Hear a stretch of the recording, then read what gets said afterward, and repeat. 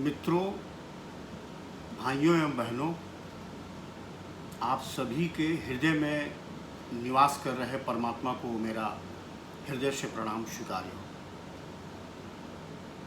मित्रों, मैं आचार्य मनोज कुमार विगत 35 वर्षों से ज्योतिष कार्य में हूँ। एक विद्यार्थी के रूप में आपके समक्ष उपस्थित हूँ। मैंने अपने जीवन के उन सैद्धांतिक और व्यवहारिक पक्ष को जो समाज के लोगों के साथ व्यतीत किया, शास्त्रों का अध्ययन किया, वेद, पुराण, उपनिषद, मीमांसा, तमाम विद्वानों के टीकाओं का अध्ययन किया। वेद का ही भाग ज्योतिष भी है। बहुत सारे ज्योतिष के परंपरागत विद्वानों का पुस्तकों का अध्ययन किया। मौलिक तौर पर तो वे पुस्तकें नहीं हैं, परंतु उनका संग्रह है। कालपात्र के अनुसार, समयानुसार ज्योतिष के विद्वानों ने उसको संग्रहित किया। यथा भृगु जी, रावण जी, बाराहमिहिर, पराशर इत्यादि विद्वानों ने प्रकाश डाला है ज्योतिष पे। ये बड़ा गूढ़ विषय हो जाएगा और अभी हम एक संक्षिप्त परिचर्चा में ही आपके समक्ष उपस्थित हैं और चाहते हैं कि ज्योतिष पर थोड़ा प्रकाश मैं डालूं। किसी व्यक्ति के सर्वांगीण उन्नयन के लिए और समत्व बोध के स्वरूप में व्यक्ति के जीवन के मूल्यांकन के लिए ज्योतिष के जितने अनुभाग हैं उन सभी पर चर्चा आवश्यक है। क्योंकि मानव अपने स्वभाव के अनुसार कोई अपने आर्थिक क्षेत्र में उन्नति चाहता है, कोई बड़े पद को प्राप्त करना चाहता है, कोई समाज में एक उच्च व्यवसायी उद्योगपति के रूप में स्थापना चाहता है, कोई उच्च प्रशासनिक सेवाओं में जाना चाहता है, कोई क्रीड़ा स्पोर्ट्स के क्षेत्र में जाना चाहता है, नाम कमाना चाहता है, कोई फिल्म उद्योग में नाम कमाना चाहता है। पूरा ब्रह्मांड 360 डिग्री का है। 180 और 180 डिग्री के उत्तरी और दक्षिणी गोलार्ध हैं। उसी तरह से जन्मपत्री में 12 भाव हैं और 30 डिग्री का एक भाव है। ये भी 360 हो जाता है और सूर्य का उदय लग्न से प्रारंभ होता है। ये बड़ा विस्तार हो जाएगा, इसलिए हम इस पे चर्चा बाद में करेंगे। बस इतना समझ लें कि ज्योतिष में बहुत सारे लोगों को इस भ्रम में डाल दिया है कि ज्योतिषी केवल डराने का काम करते हैं। ज्योतिषाम सूर्यादि ग्रहाणाम बोधकम शास्त्रम। ज्योतिष जीवन को प्रकाश से भर देता है और जो ग्रह, नक्षत्र और समय का ज्ञान कराने का विज्ञान है वह ज्योतिष शास्त्र है। कहीं भी भय नहीं है। ये जीवन को ज्योतिर्गमय, जीवन के अंधेरे पक्ष को भी उजाले की तरफ अग्रसरित कराने वाला जो शास्त्र है वह ज्योतिष शास्त्र है। जिस व्यक्ति के जीवन में समस्याएं हैं उसका निदान कराता है, उसको रास्ते बताता है जिस पर चलकर वह आगे बढ़े। जिस व्यक्ति की समाज में स्थिति उत्तम है मजबूत है, वह उसकी स्थिति कायम रहे, इस बारे में बताता है।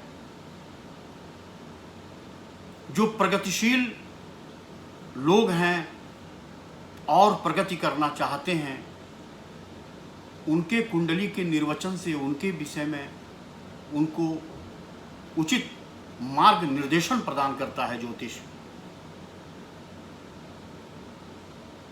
जो भौतिक सुख सुविधाओं से संपन्न हो, मानसिक और आत्मिक शांति की तलाश में हैं,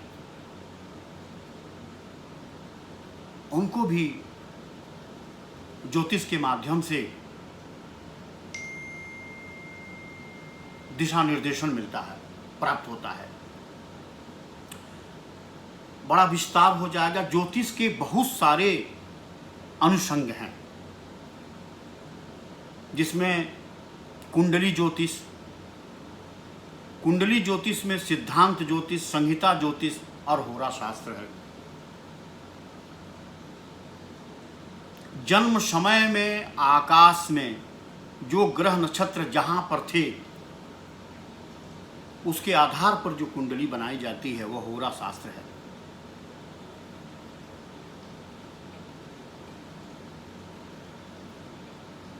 एक लाल किताब ज्योतिष है, जो विशेष तौर पर उत्तरांचल, हिमाचल प्रदेश और कश्मीर में लागू होता है।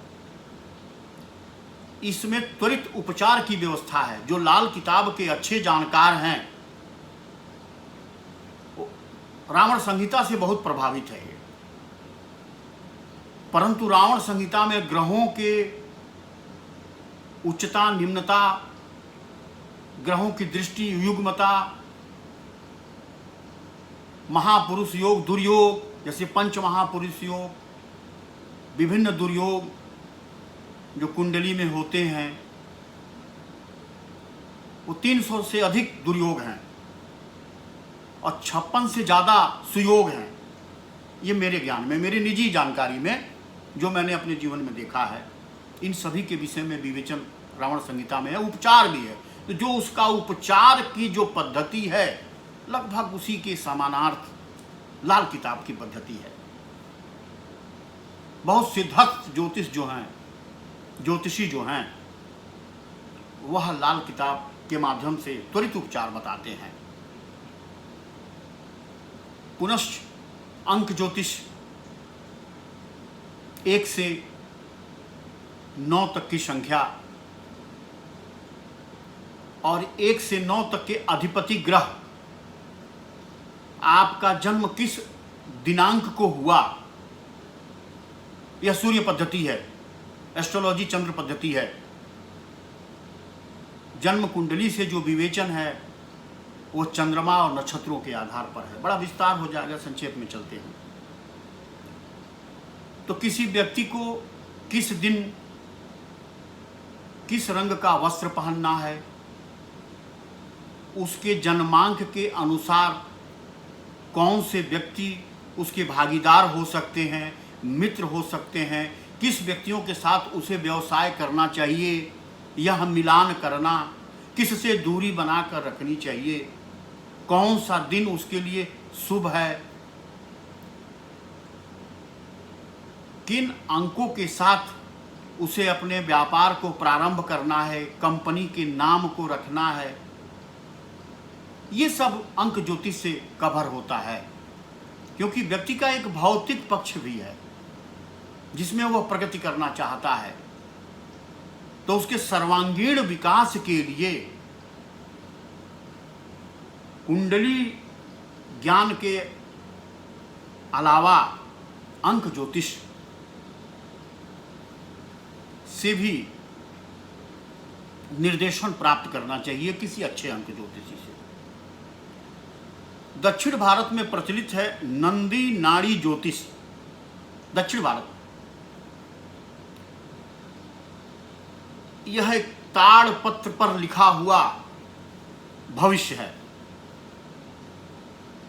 जैसा इसका नाम है नंदी, भगवान शंकर के जो दूत हैं नंदी, जो गण हैं नंदी, परम ज्ञानी, कई जगह पर आध्यात्मिक चिंतन, आध्यात्मिक प्रवचन नंदी जी ने किया है। प्रयागराज के महान यज्ञोत्सव में भी उन्होंने प्रवचन दिया। वो विस्तार हो जाएगा, पुराणोक्त बात है, उस पर कभी चर्चा की जाएगी। इसी तरह से पंचपंची सिद्धांत, 5 पक्षियों के आधार पर बनाया गया सिद्धांत, गिद्ध, उल्लू, कौवा, मुर्गा और मोर, पूरे समय काल को 5 भागों में विभक्त करके इनका नाम इन 5 पक्षियों के आधार पर रखा गया और इन पक्षियों के गुण दोषों के आधार पे उस समय काल खंड में जिसका जन्म होता है उसके विषय में, उसके भविष्य कथन में इसका प्रयोग किया जाता है। बहुत विस्तारित है, इसको यहीं पर विराम देते हैं, हमें अभी और आगे बढ़ना है। हस्तरेखा शास्त्र, हस्तरेखा शास्त्र कुंडली में जन्म का समय अगर नहीं मालूम है तो दोष त्रुटिपूर्ण कुंडली के निर्माण की संभावना है, परंतु हस्तरेखा आपके हाथ में है, आपके हाथों में लकीरें हैं। इसमें जो मुख्य लकीरें हैं, यथा आयु रेखा, भाग्य रेखा, मस्तिष्क रेखा, हृदय रेखा, ये मुख्य रेखाएं हैं जिनमें बहुत कम परिवर्तन होता है। यह अवश्य है कि इनकी मजबूती से निकलना, विशेष तौर पर भाग्य रेखा का या तो शुक्र से निकलना, मणिबंध से निकलना जो राहु के स्थान को पार करते हुए आती है, या चंद्रमा से निकलना। शुक्र से निकलने वाली भाग्य रेखा जन्म से सोने का चम्मच मुंह में लेकर पैदा कराती है व्यक्ति को। चंद्र से निकलने वाली भाग्य रेखा व्यक्ति का समाज में भाग्योदय कराती है। जितना ही वह अधिक लोगों से मिलता है, अपने ज्ञान का प्रसार और प्रचार करता है, अपने विचारों की अभिव्यक्ति से लोगों को एक दिशा निर्देशन देता है, लोग उसके विचारों को आत्मसात करके अपना स्थान सुनिश्चित करते हैं, तो ऐसे व्यक्ति का भी समाज में स्थान सुनिश्चित होता है। आध्यात्मिक फील्ड के लिए भाग्य रेखा का चंद्र से उदय आवश्यक है। या ऐसे व्यक्ति जो रचनात्मक हैं, क्रियात्मक हैं, मौलिक रचना करते हैं, उनके लिए भी यह आवश्यक है, वो समाज में अपना स्थान बनाते हैं। उसी तरह से हस्त पे पर्वत हैं, ये सभी ग्रहों के नाम पर पर्वत हैं। जैसे सूर्य का पर्वत, बुध का पर्वत, चंद्र का पर्वत, मंगल का पर्वत, शुक्र का पर्वत, शनि का पर्वत, इत्यादि इत्यादि। उसी प्रकार से हाथों में कुछ निशान हैं, कुछ चिन्ह हैं, जैसे चक्र, द्वीप, क्रास, धनुष, हाथी, गदा, त्रिशूल, बीड़ा, शंख, मोर, तलवार। क्रास को छोड़ के अन्य सभी लाभदायक हैं। क्रॉस भी यदि बृहस्पति पर है, अत्यंत महत्वाकांक्षी और अब नेतृत्वकर्ता बनाती है। इन पर्वतों के उभार, इनका दबना, इनका बैलेंस नियंत्रित होना भी भविष्य कथन में सहायक है। उसी प्रकार रेखाओं की मजबूती, उनका कहीं टूटना ना हो, तो जो रेखा है उस क्षेत्र में वह व्यक्ति आगे बढ़ेगा। अन्य भी बहुत सी बातें हैं हस्तरेखा में। हाथों के 7 प्रकार हैं, हर प्रकार पर एक रेखा का अलग अलग महत्व हो जाता है। ऐसा नहीं कि किसी रेखा का आदर्शवादी हाथ पे वही महत्व है तो वर्गाकार हाथ पे भी वही महत्व होगा, ऐसा नहीं है। सिद्धता चाहिए इसके लिए सिद्धता चाहिए। फिर एक दक्षिण भारत में और पद्धति है अंगूठा शास्त्र। वहां अंगूठे का प्रिंट लेते हैं और उस पे उभरी हुई रेखाओं के आधार पर भविष्य कथन करते हैं। यह भी एक विशेष प्रकार का ज्योतिष है। हमारे वैदिक शास्त्र में नक्षत्र ज्योतिष है। 27 नक्षत्र, इनके आधार पर ज्योतिष का कथन। जिस नक्षत्रों में व्यक्ति पैदा होता है उस नक्षत्रों के अपने निजी गुण होते हैं, निजी गुण और दोष होते हैं, उसको सामंजस्य करके कथन करना। सामुद्रिक विद्या जो है वो व्यक्ति के शरीर में जितने अंग हैं, आंख, नाक, कान, हाथ, पैर, घुटने, चेहरा, किसी भी व्यक्ति के चेहरे पे सभी ग्रहों के प्रभाव हैं। आंखों पे, नाक पे, ओठ पे, इनका उभरा होना, इनकी आकृति, बनावट के आधार पर यह फल कथन करना कि यह व्यक्ति का स्वभाव कैसा है, चित्र कैसा है। एक सामान्य सा उदाहरण, अगर आप किसी उच्चस्थ सेवा में साक्षात्कार के लिए जाते हैं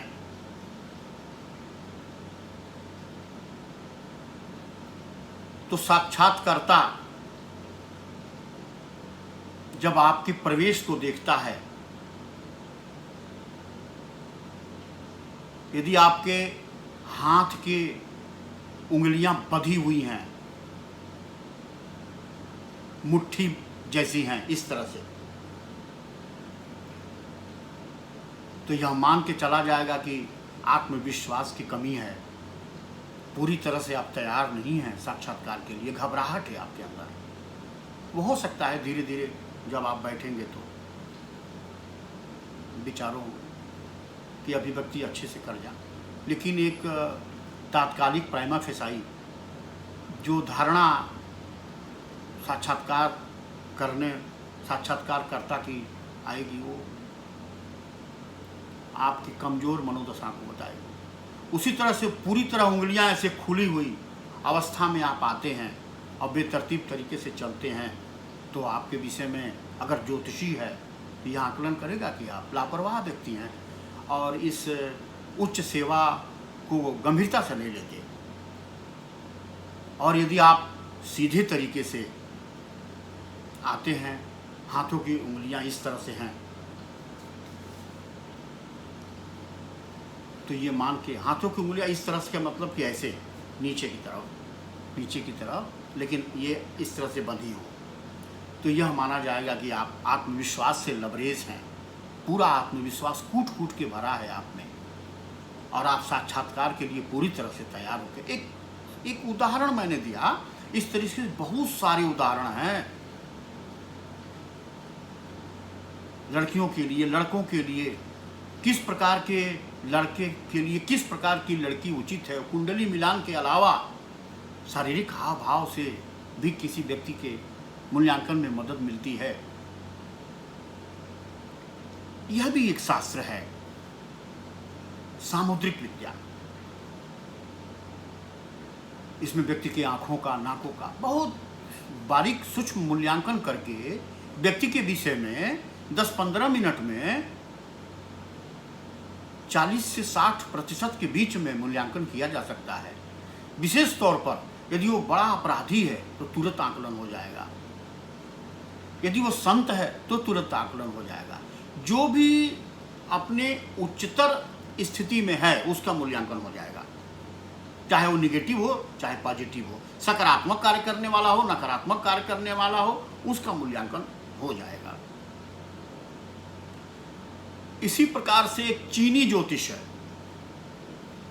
इसमें 12 प्रकार के पशुओं 12 वर्षों का एक कालखंड मान के उस कालखंड को 12 पशु के आधार पर रखा गया है। वह पशु कौन कौन से हैं? चूहा, बैल, चीता, बिल्ली, ड्रैगन, सर्प, अश्व, बकरी, बानर, मुर्गा, कुत्ता और सुअर। इन पशुओं के आधार पर वर्ष का मूल्यांकन है। अब ये उनकी विद्या है, ये वो करते हैं, मैं इस विषय का जानकार नहीं। अपना वैदिक ज्योतिष पर मैंने बताया ही है कि वैदिक ज्योतिष राशि चक्र, 9 ग्रह और जन्म के राशि के आधार पर गणना, नक्षत्रों को शामिल करना,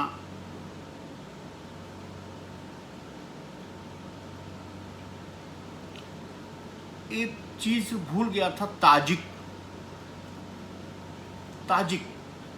निर्वचन के क्रम में थोड़ा ध्यान से उतर गया था। ताजिक ज्योतिष जो है किसी देश का, समूचे विश्व का, समसामयिक घटनाओं का, किसी राजनीतिक दल का, किसी सामाजिक दल का, ये पूरे समूह के विषय में कोई आकलन करना हो, बाजार का मूल्यांकन करना हो, या आने वाले समय में शेयर किस प्रकार से ऊपर नीचे होंगे, बाजार में अनाजों की क्या स्थिति होगी, महामारी की क्या स्थिति होगी, युद्ध की क्या परिस्थिति होगी अपने देश में, देश से बाहर आंतरिक युद्ध की कैसी स्थिति होगी, पूरे विश्व में स्वास्थ्य की क्या परिस्थिति होगी, महामारी का किस प्रकार आकलन होगा, महामारी आने वाली है कब तक रहेगी, कब उसका निदान होगा, ये ताजिक ज्योतिष से संभव है। इसका प्रयोग किया जाता है, मैं भी करता हूं। एक टैरो कार्ड वाले हैं, अब वो कार्ड निकालते हैं, उसमें जो चिन्ह होता है उसके आधार पर आपका भविष्य कथन करते हैं। जिस तरह से हम लोग कभी बच्चे थे, निकलते थे सड़कों पर, तो तोता पिंजड़े में बंद करके लोग रखते थे और आगे ताश की गड्डियाँ टाइप की चीज़ें बिछी रहती थी, तोता निकलता था, एक पत्ता निकालता था। और आज सोमवार को अगर मैं उससे पूछा हूँ तो बताएगा कि आप बहुत महादरिद्र बनेंगे और आपको कोई सफलता नहीं मिलेगी, हर क्षेत्र में आप निराश हो जाएंगे। और मंगलवार को वही व्यक्ति जाकर अगर वहाँ निकालता था तो तोता कोई दूसरा कार्ड निकाल कर देता था, जिसमें बताया जाता था आप राजा के समान चक्रवर्ती बनेंगे, चक्रवर्ती राजा बनेंगे, धन दौलत आपके इर्द गिर्द हमेशा विद्यमान रहेगा, स्वास्थ्य आपका बहुत उत्तम रहेगा, जिस चीज़ पर हाथ रखेंगे वह स्वर्ण हो जाएगा। अब इस पर आप स्वयं सोच लें कि किस प्रकार से इस पर विश्वास किया जा सकता है। आज ही आपको गरीब, दरिद्र, महापापी बताया जाएगा और दूसरे दिन संत, महात्मा, धनवान, बड़े पद पर प्राप्त करने वाला व्यक्ति, एक ही व्यक्ति को 2 दिन में 2 प्रकार से, एकदम नीचे की तरफ, एकदम ऊपर की तरफ बताया जाएगा। अब इस शास्त्र की विश्वसनीयता का मैं क्या कह सकता हूँ। वास्तुशास्त्र, हम ज्योतिष के सभी अनुभागों का अध्ययन कर लें, जैसे समुद्र शास्त्र का अध्ययन कर लें, समुद्र शास्त्र से निर्वचन करा लें, अंक ज्योतिष से करा लें, कुंडली से करा लें, हस्तरेखा से करा लें, फेस रीडिंग से करा लें, इन सबके पश्चात यदि वास्तु का दोष आपके घर में है तो भी आप पूरी तरह से सफल नहीं हो पाइएगा। किसी चीज के खराब होने के लिए कोई एक कारण उत्तरदायी है और अच्छा होने के लिए समग्रता की आवश्यकता है। पूरी कंप्लीट कार है, सब कुछ अच्छा है, लेकिन अगर उसका पहिया पंचर हो जाए तो आप नहीं चला पाइएगा। उसमें फ्यूल नहीं है, ऑयल नहीं है, पेट्रोल या डीजल जिससे भी चलने वाली ये नहीं है, तो भी नहीं चला पाइएगा। मतलब कोई एक चीज उसको रोक देगा, अर्थात उसको चलने के लिए सब चीजें जो उसमें लगती हैं आवश्यक है।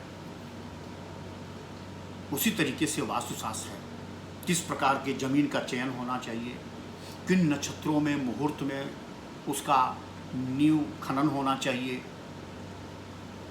कौन कौन सी दिशा में मकान का निर्माण होना चाहिए।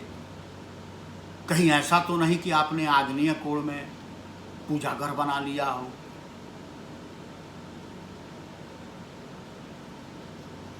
और ईशान कोण में लैट्रिन रूम शौचालय बना लिया हो या किचन बना लिया हो। बड़ा नुकसान करेगा, ये आपके स्वास्थ्य पर बुरा प्रभाव डालेगा, मस्तिष्क पर बुरा प्रभाव डालेगा। बहुत सारे नियम हैं वास्तु के, कभी वास्तु पर चर्चा होगी तो उस पर भी चर्चा होगी। मैं वास्तु को व्यक्ति के कुंडली के सामंजस्य से निर्वचन करता हूँ। वास्तु के जो सामान्य नियम हैं वो सभी में लागू होते हैं, परंतु विशेष नियम कि कोई व्यक्ति की कौन सी राशि है, कौन से ग्रह उसके उन्नत हैं, उसके आधार पर विशेष तरीके से वास्तु का ज्ञान उसको देना, उसके व्यापार स्थल को प्रभाव से देखना, उसके व्यापार स्थल पर वास्तु प्रभाव देखना, उसके कार्यालय पर वास्तु प्रभाव देखना, उसकी राशि के सामंजस्य से मैं ऐसा करता हूं। ये सारी चीजें होने के बाद एक तंत्र शास्त्र जिसमें 6 प्रकार के कर्म होते हैं, जिसे षडकर्म कहते हैं।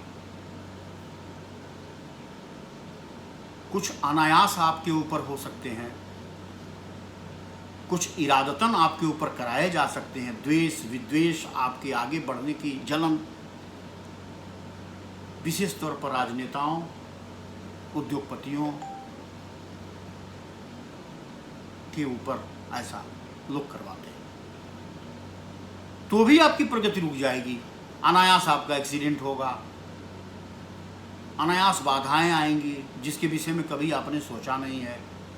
किसी ज्योतिषी के पास गए, उन्होंने बताया कि कुंडली आपकी बहुत सही है, ठीक चल रही है, जो ग्रह उन्नत हैं उन्हीं की महादशा और अंतरदशा चल रही है, गोचर में भी परिस्थितियां उत्तम हैं, फिर भी आप परेशान। तो एक बार तंत्र का भी सहारा ले लेना चाहिए। विशेष तौर पर तंत्र शास्त्र बहुत वैज्ञानिक है, परंतु जिस शास्त्र का समाज में स्थान उन्नत है, प्रगतिशील है, सम्माननीय है, उसी शास्त्र के जानकारों में छद्मता भी है। अध्यात्म सर्वोच्च है समाज में, सभी सेवाओं में। इस बात को सभी जानते हैं। सभी क्षेत्रों के लोग अध्यात्म के शरण में रहते हैं, इसलिए अध्यात्म में छल भी है। वेशभूषा धारण करके बड़े बड़े दाढ़ी और जटा, भगवा वस्त्र पहनने वाले छद्मी भी हैं। ज्ञान उनका चाहे जिस भी स्तर का हो, परंतु वस्त्र आभूषण से वह ज्ञानी प्रतीत कराने का प्रयास करते हैं। ज्ञान का संबंध वस्त्र से कहाँ है, जरा आप बताएं। वस्त्र का संबंध ज्ञान से कहाँ है? परंतु शास्त्रोक्त तो बताया गया है कि गिरुआ वस्त्र की यह महत्ता है। सन्यासी का जीवन किस प्रकार से होना चाहिए, सत्य है। जिसके मन में साधुता है वही तो साधु है, जिसके विचारों में साधुता है, जिसके विचारों में पवित्रता है वही साधु है। जो सभी पर एक समान दृष्टि रखता है, न किसी का पक्ष लेता है, न किसी के विपक्ष में रहता है, प्रभु भक्ति में रहता है। इसके लिए वस्त्र की कोई आवश्यकता नहीं। जैसा वस्त्र धारण कर ले, गिरुआ कर ले, गिरुआ कर ले, कुछ न पहने ऊपर, कुछ न पहने, मौलिक अवस्था में रहे, क्या फर्क पड़ता है। तो तंत्र का भी योगदान है। अब इस छली लोग बहुत हैं, छद्म रूप धारण करने वाले बहुत हैं, परंतु आप जब उनके पास जाइएगा, यदि उनमें सरलता, विनम्रता और आपका कल्याण करने की उत्कंठा दिखे और धन की कोई बात न हो, तो समझिए वो सच्चा है। ज्ञानी है कि नहीं वो बाद में पता चलेगा जब आपका कार्य सिद्ध होगा, लेकिन यह तय हो गया कि ये छद्मी नहीं है। बहुत सारे फिल्म के लोग जो कभी फिल्मों में कामयाब नहीं थे, वो लोग मेरे संपर्क में रहे, क्योंकि उसके लिए इन जितने विधाएं मैंने बताई हैं ज्योतिष की, इन सभी से उनका भी मूल्यांकन किया। जो लड़कियां miss world, miss universe, miss India बनना चाहती हैं, मैंने देखा, उनके शुक्र की स्थिति देखी, चंद्र की स्थिति देखी, बृहस्पति की स्थिति देखी कि किस लेवल तक पहुंच सकती हैं, शुक्र की स्थिति देखी कि मौलिक भाव है कि नहीं इनके अंदर ये बनने का।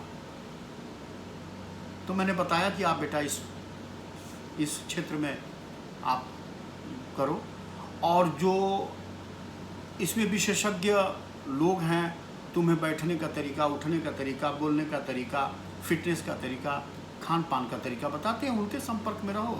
जो मेरा कार्य है वो मैं आपको कर देता हूँ, ये बता देता हूँ कि आप इस क्षेत्र में कहाँ तक पहुँच पाओगे या पहुँच पाओगी। मैंने किया, लाभान्वित हुए, लोग स्थापित हैं, बड़े रूप में स्थापित हैं, मेरा बड़ा कदर भी करते हैं और मुझे भी बड़ा संतोष होता है। मुझे संतोष इस बात का बहुत होता है कि मेरे समक्ष जो आया है और जिस उद्देश्य से आया है, और यदि मैं पाता हूँ कि वह उद्देश्य, वह लक्ष्य भेदने की क्षमता उसके ग्रहों में है, उसमें है, तो मुझे भी बड़ा संतोष होता है। ऐसे लोगों का मैं शोध के रूप में उनको लेता हूँ और शोधकर्ता के रूप में उनका अध्ययन करता हूँ, पूरा परिश्रम करके उनकी कुंडली निर्मित करता हूँ, दिशा निर्देश देता हूँ, और यदि वे आज्ञाकारी हैं तो मेरे कथानुसार चलते हैं और एक मुकाम हासिल करते हैं। धन का कोई बात नहीं, मैंने कभी किसी से कोई धन मांगा नहीं है। स्वेच्छा जो व्यक्ति समर्पित करते हैं उससे अस्वीकार भी नहीं। लक्ष्मी जी की महत्ता हर युग में रही है, उसके बिना कोई कार्य भी नहीं हो सकता। मैं किसी का मदद भी नहीं कर सकता, बहुत सारे लोगों के लिए चलना पड़ता है, अपना भी परिवार है, तो ये सब के लिए धन की आवश्यकता है, परंतु किसी पर दबाव देके और किसी की आर्थिक स्थिति वैसी नहीं है कि कुछ कर सके, तो उसका सहयोग में मैं थोड़ा ज़्यादा तत्पर रहता हूँ, क्योंकि जल्दी से मजबूत हो जाए कि गुरु जी के तरफ इसका ध्यान आकृष्ट हो। मैं ध्यान उसका आकृष्ट कराने के लिए उसको लक्ष्य तक पहुँचाने का पूरा प्रयास करता हूँ। आगे तो परमात्मा है मेरा, मैं तो एक निमित्त हूँ और मेरी जो सामर्थ्य है, योग्यता है, उसके अनुसार करने का प्रयास करता हूँ। मित्रों, इसके अतिरिक्त भी विश्व में बहुत सारे ज्योतिष हैं, जैसे सेल्टिक, माया, हेलेनिस्टिक, पर्शियन, इस्लामिक, बेबीलोनियन, तमाम विधाएं हैं, सबका अध्ययन हो भी नहीं पाता है। भारतीय ज्योतिष का जनक है। अनादिकाल से यह उत्पन्न हुआ। वेद जो देववाणी है, भले ऋषियों ने उसको संहिताबद्ध किया, लेकिन मैं इसे देववाणी ही समझता हूँ और है भी देववाणी। समय समय पर कुछ संशोधन भी इसमें हुए हैं, कुछ लोगों ने अपनी बातें भी इसमें घुसा दी है, स्मृतियों में भी प्रवेश करा दिया है, जिससे स्मृति को मैं कुछ बातें ऐसी आ गई जो उसको बदनाम करने का प्रयास किया गया। वैसा है नहीं। किसी भी काल में जो श्रेष्ठ मानव होते हैं, चाहे वो सतयुग हो, त्रेता हो, द्वापर हो, कलयुग हो, वह हमेशा किसी ग्रंथ की रचना जो धर्म से संबंधित है, सनातन धर्म से संबंधित है, मानव कल्याण के लिए करेंगे। और मानव कल्याण में कोई पक्षपात नहीं होता, कोई मनुष्य का वर्गीकरण नहीं होता। सभी मनुष्य जन्मते जायते शूद्र, जन्म से सभी मनुष्य शूद्र हैं, अपने कर्मों से द्विजता प्राप्त करते हैं। जन्म से कोई द्विज नहीं है, कोई श्रेष्ठ नहीं है, उसे कर्म करना पड़ेगा और पुरुषार्थ ही उसके हाथ में है, फल भी हाथ में नहीं है। इसलिए भेद हम कैसे करें? हम जन्म से भी खाली थे, मृत्यु पर्यंत भी खाली ही रहेंगे, खाली आए थे खाली जाएंगे। जन्म से शरीर के मृत्यु के बीच का जो है वही जीवन है, वही हम भोगते हैं, उसे ही भोगना है। और उसे ही भोगने के तरीकों पर शास्त्रों ने विचार दिया है कि किस तरीके से आप अपने जीवन को भोगें, जिसमें समाज में आपकी एक पहचान हो, आपके उत्तम कार्यों के आधार पे, परोपकार के आधार पे, त्याग के आधार पे। थोड़ा ज्योतिष से अलग हो जा रहा है, परंतु जीवन में मोक्ष, अध्यात्म, आंतरिक शांति, मानसिक शांति आवश्यक है। भौतिक प्रगति सुविधाओं में बढ़ोतरी कर सकती है, सुख में बढ़ोतरी कर सकती है, आनंद में नहीं। चित्त में आनंद तो अध्यात्म से आएगा जब आपका दिल प्रसन्न हो, जब आँख। हाँ, ये बात देखिए, प्रत्येक व्यक्ति जो जन्म लेता है, जैसे जैसे वो बड़ा होता है उसमें दोष आने लगते हैं। आप आँख बंद करके अपने समस्त कृत्यों का मूल्यांकन करें, आपको पता चल जाएगा आपने कहाँ कहाँ गलत किया है, कहाँ कहाँ दोषी हैं, कितना पाप आपसे हो गया है। आप यदि ऐसा महसूस कर लिए, अपने पापों को देख लिए, अपने गलत कृत्यों को देख लिए, समझिए संतत्व का गुण आने लगा उसी समय। जब हमें पता चल गया कि हमसे दोष हुआ, हमसे गलती हुई है, हमने पाप किया है, स्वाभाविक है कि उसके बाद वो सब नहीं करेंगे। कल्याणमय तरीके से कार्य करेंगे, लोगों के परोपकार के लिए कार्य करेंगे। और यह तो प्रभु की भक्ति से संभव है। प्रभु तो पारस हैं, आप चाहे जैसे भी लोहा हैं, आपको छू लेंगे तो आप सोना बन जाएगा। प्रभु पारस हैं, इनकी शरण में रहें, आपको स्पर्श करेंगे आप सोना हो जाइएगा, गोल्ड हो जाइएगा। शरीर आपका स्थूलवत रहेगा, परंतु आपकी भावनाएं सोने जैसी हो जाएंगे। आपसे किसी की निंदा, बुराई, किसी में दोष देखा नहीं जा पाएगा। केवल कल्याण देखेंगे आप, और आपका चित्त आनंद से भर जाएगा। और जब चित्त आनंद से भर जाता है तभी आप सच्चिदानंद होते हैं और परम आनंद की प्राप्ति करते हैं। ज्योतिष एक माध्यम है